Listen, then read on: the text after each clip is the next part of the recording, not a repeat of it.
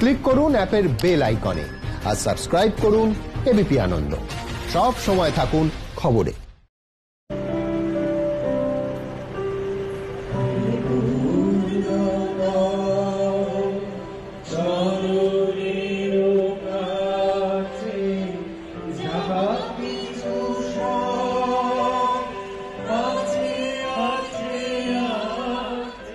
চলছিল জীবন মৃত্যুর লড়াই। কখনো চিকিৎসায় সাড়া দিলেও পরিস্থিতি ফের ঘোরালো হচ্ছিল।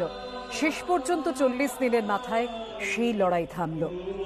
আজ বেলা 12:15 বেলভিউ হাসপাতালে শেষ নিঃশ্বাস ত্যাগ করলেন বাঙালির লিভিং লেজেন্ড সমাপ্তি।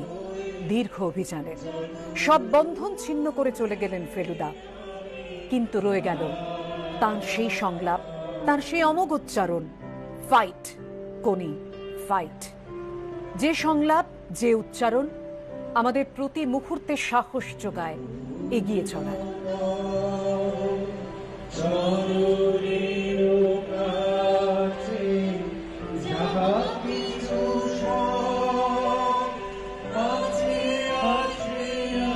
তার চলমানতাকে মান্যতা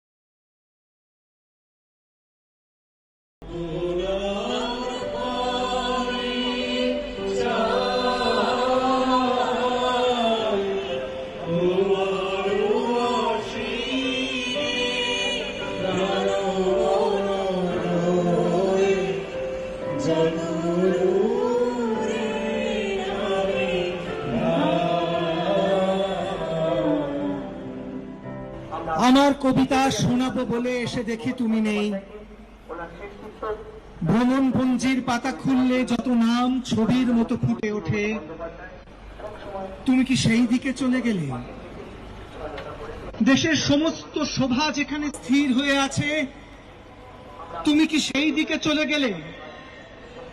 জনপদ প্রান্তর বৃক্ষ তৃষিত শস্যের বীজ ডাক দিল বলে নির্জন পাহাড়ের হিমবাহ যাত্রা শুরু করলো। তুমি কি তা শুনতে পেয়েছিলে?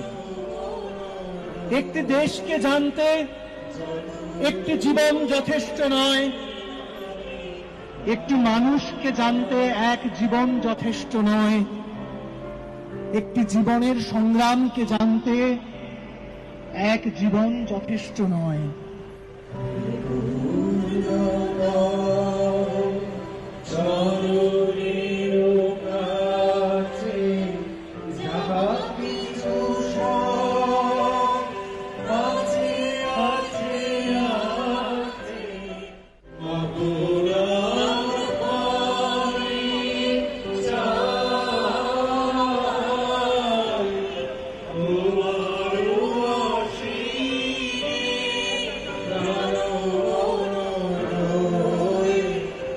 Jai Guru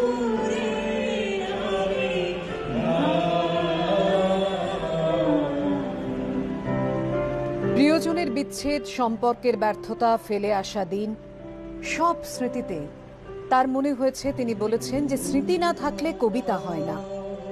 তিনি বলেছিলেন সব শোকেরই একটা আয়ু থাকে। শোকে যখন মুহ্যমান তখন লিখেছি, কেবল ররুদ্যমান স্মৃতিখানি যা আমারই জীবন এবং তোমারই দান, ইহ সংসার এখনো তারই সুষমায় বিন্যস্ত দেখতে পাই।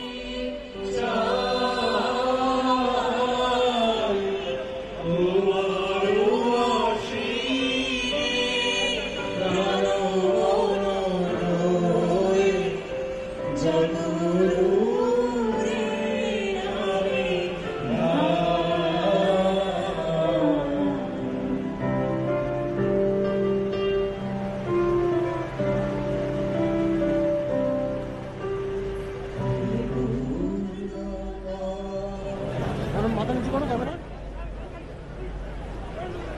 মানুষ ধরে রাখো।